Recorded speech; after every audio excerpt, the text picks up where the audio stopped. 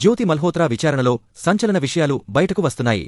దేశానికి సంబంధించి పాకిస్తాన్కు సమాచారం అందించిన కేసులో అరెస్టైన హర్యానాకు చెందిన యూట్యూబర్ జ్యోతి మల్హోత్రా తాను తప్పు చేసినట్లు ఒప్పుకుంది. విచారణలో భాగంగా తాను పాకిస్తాన్ కోసం పనిచేశానని, దేశానికి సంబంధించి పలు విషయాలు చేరవేసినట్లు జ్యోతి మల్హోత్రా అంగీకరించడం కలకలం రేపుతోంది. భారత్ నుంచి నేరుగా పాకిస్తాన్ వెళ్లివచ్చిన విషయాలను పాక్ ఏజెంట్లు కోరిన సమాచారం చేరవేసినట్లు దర్యాప్తు సంస్థలెదుట జ్యోతి మల్హోత్రా అంగీకరించినట్లు తెలిసింది. పాకిస్తాన్లోని పలువురు సీక్రెట్ ఏజెంట్లతో తనకు సంబంధాలు ఉన్నాయని తెలిపింది. దేశానికి సంబంధించిన సమాచారాన్ని ఆమె సరిహద్దు దాటించడం నిజమేనని, పాకిస్తాన్ హైకమిషన్కు వెళ్లి అధికారులను కలిసినట్లు అంగీకరించింది.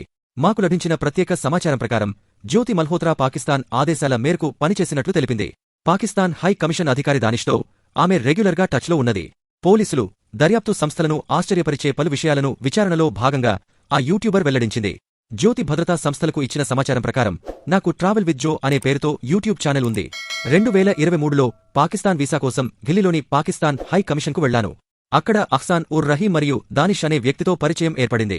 దానిష్ మొబైల్ నెంబర్ తీసుకున్న తర్వాత మా మధ్య మెసేజ్లు ప్రారంభమయ్యాయి. ఆ తర్వాత నేను 2 సార్లు పాకిస్తాన్ వెళ్లి వచ్చానని తెలిపింది.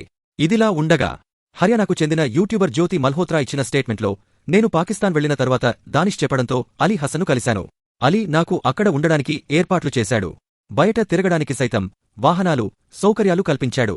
పాకిస్తాన్లో అలీ హసన్ నన్ను పాకిస్తాన్ భద్రతా నిఘా అధికారులతో పరిచయం చేశాడు. అక్కడే నేను షాకిర్, రాణా షహబాజ్లను కలిశాను. నేను షాకిర్ మొబైల్ నెంబర్ తీసుకున్నాను. ఎవరికీ అనుమానం రాకుండా దాన్ని జట్ రంధావా పేరుతో నా మొబైల్లో సేవ్ చేసుకున్నాను. షాకిర్ పాకిస్తాన్ రహస్య విభాగం అధికారిని సంచలన విషయాలు వెల్లడించింది. ఇక జ్యోతి పాక్ ఏజెంట్లు అధికారులతో తాను కాంటాక్ట్ అయ్యేది, వివరాలు ఎలా చేరవేసేదో కూడా విచారణలో అధికారులకు వివరించింది. ఆమె తన ప్రకటనలో తాను వాట్సాప్, స్నాప్చాట్, టెలిగ్రామ్ వంటి సోషల్ మీడియా ప్లాట్ఫామ్ల ద్వారా పాక్ ఏజెంట్లు, అధికారులతో నిరంతరం టచ్లో ఉన్నట్లు తెలిపింది. దేశానికి సంబంధించిన సమాచారాన్ని సైతం ఇదే మాధ్యమాల ద్వారా వారికి పంపించాను. ఢిల్లీలోని పాక్ హై కమిషన్లోని అధికారి దానిష్ను సైతం చాలాసార్లు కలిశానని తెలిపింది. యూట్యూబర్ జ్యోతికి సంబంధించిన విషయం తెలియగానే పలు రాష్ట్రాల్లో అరెస్టుల పర్వం మొదలైంది. యూట్యూబర్ జ్యోతితో సహా 11 మందిపై దేశద్రోహం కేసు నమోదైంది.